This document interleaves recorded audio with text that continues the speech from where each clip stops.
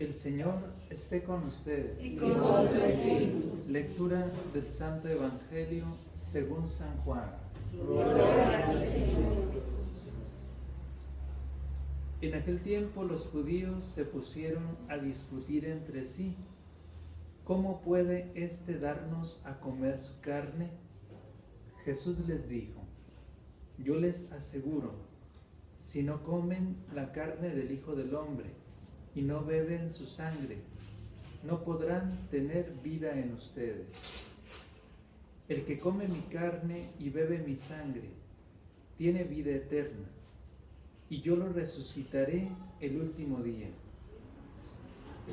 Mi carne es verdadera comida y mi sangre es verdadera bebida. El que come mi carne y bebe mi sangre permanece en mí y yo en él. Como el Padre que me ha enviado posee la vida y yo vivo por él, así también el que me come vivirá por mí. Este es el pan que ha bajado del cielo. No es como el maná que comieron sus padres, pues murieron. El que come de este pan vivirá para siempre. Esto lo dijo Jesús enseñando en la sinagoga de Cafarnaúm. Palabra del Señor.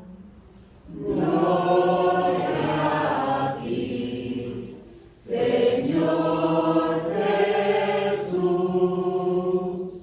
Gloria a ti, Señor Jesús.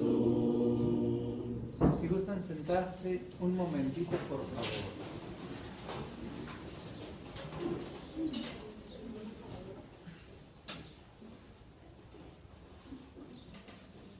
Hermanos, San Pablo, inteligente, preparado, con convicciones profundas, pero a la vez orgulloso, soberbio, arrogante. Anteriormente a su conversión se llamaba Saulo, y cuando se dirigía en el trayecto hacia Damasco,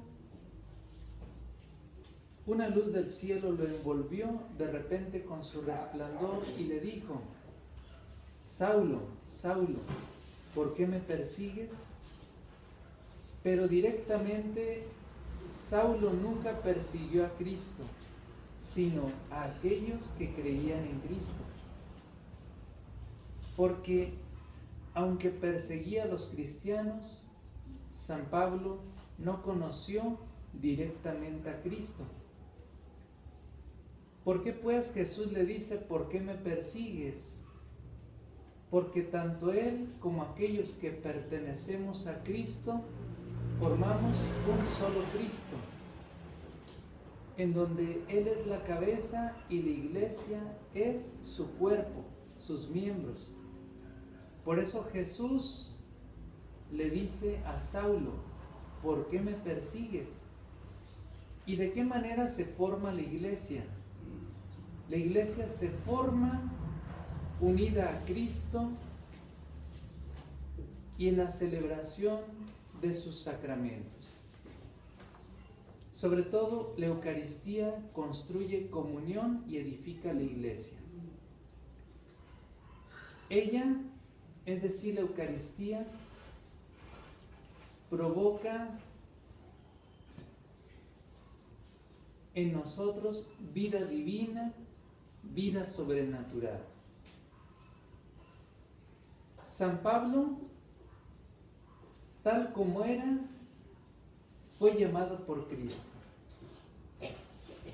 Tal como somos, nos llama el Señor, porque Él no ha venido a llamar a los justos, sino a los pecadores. Pero para que se conviertan y sean mejores, para que nosotros, que somos pecadores, podamos dar ese paso y vivir en Él.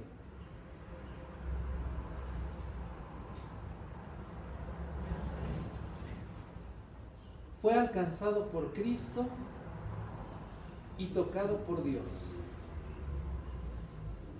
Una experiencia tan maravillosa de San Pablo que ya no siguió siendo el mismo. Y hoy también quiere tocar corazones al Señor, porque Él en cada celebración desciende con el poder del Espíritu Santo para transformar los signos de pan y de vino en el cuerpo y la sangre de Cristo. Tal es la expresión tan hermosa de Jesús que encierra una abismal sabiduría que no puede alcanzar a llegar hasta allá nuestra humana inteligencia. Dice Jesús: mi carne es verdadera comida y mi sangre es verdadera bebida. El que come mi carne y bebe mi sangre permanece en mí y yo en él.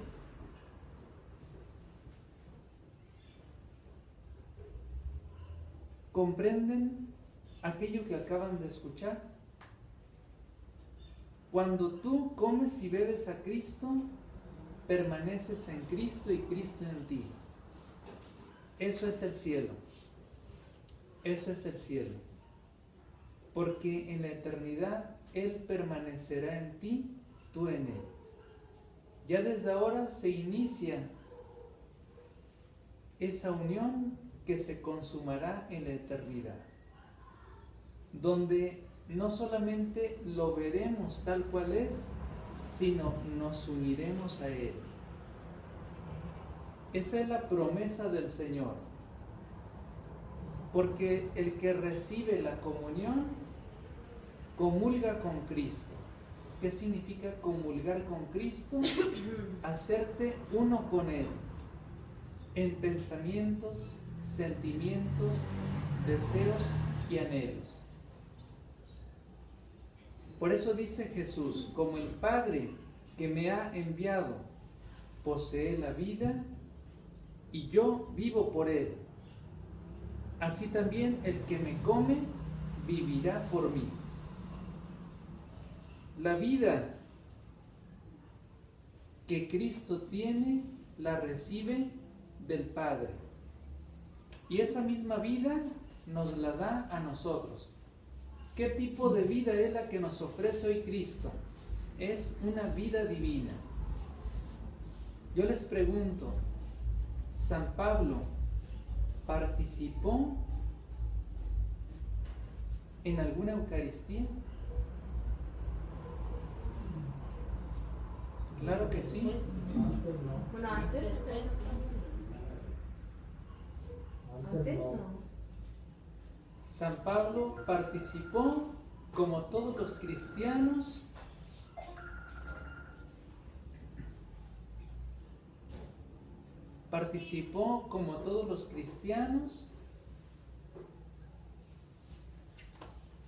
en la fracción del pan. Por eso dice el capítulo 4 del libro de los Hechos de los Apóstoles: se reunían para la oración, la fracción del pan y la comunión. Pero ¿en dónde se reunían? No se reunían ni en templos, ni en basílicas, ni en catedrales, sino se reunían en casas. Por eso se les llama a aquellas casas donde se reunían, y muchas veces en las catacumbas, es decir, en lugares subterráneos.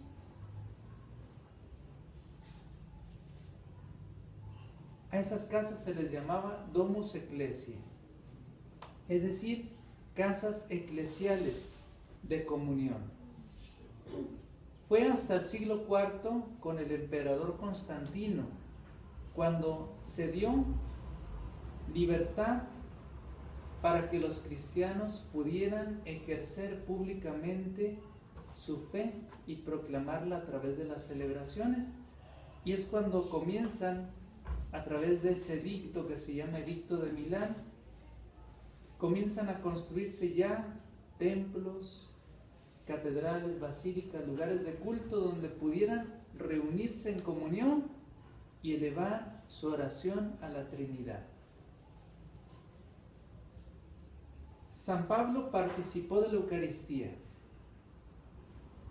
y a partir de su conversión, él comenzó a ir hacia arriba, a llevar una vida nueva, completamente transformada por la acción del Espíritu Santo. De tal manera que él se renovaba continuamente, pero provocaba tal asombro en aquellos que le veían que lo único que hacían era glorificar a Dios por su causa. Dice el capítulo 1 de la carta a los Gálatas: y glorificaban a Dios por mi causa. Hay 3 pasajes que nos hablan de la conversión de San Pablo. Hoy es uno de ellos, capítulo 9 del libro de los Hechos de los Apóstoles. Fijémonos en un detalle muy especial. Dice hoy esta primera lectura que San Pablo, cuando vio ese resplandor, ¿qué fue lo que le sucedió? Cayó humillado. Aquel hombre tan soberbio y arrogante cayó humillado a los pies de la divinidad. Y para poder caminar, porque él abrió los ojos pero no podía ver nada, para poder caminar, él tuvo que dejarse guiar y sostener. Ya no era él el que quería caminar hacia adelante, sino ya era Dios el que comenzaba a guiarlo en sus primeros pasos. Aquel hombre que quería caminar por sí solo en la vida del Espíritu, que creía que sus ideas eran las mejores, pues ahora tuvo que rehacer toda su mentalidad y dar ese giro. Descubrir que en Cristo se encuentra la verdadera vida, que solamente por Él, con Él y en Él tenemos verdaderamente espíritu. Vamos a pedirle pues al Señor, por intercesión de este santo, San Pablo Apóstol, que nos ayude en nuestro caminar espiritual para que nos dejemos sostener y afianzar por el Señor, y que María Inmaculada, Madre del verdadero Dios por quien se vive, también nos enseñe a agradecer continuamente el amor sublime y especialísimo que Cristo nos muestra en este admirable sacramento. Que así sea. Dejamos un momentito de silencio.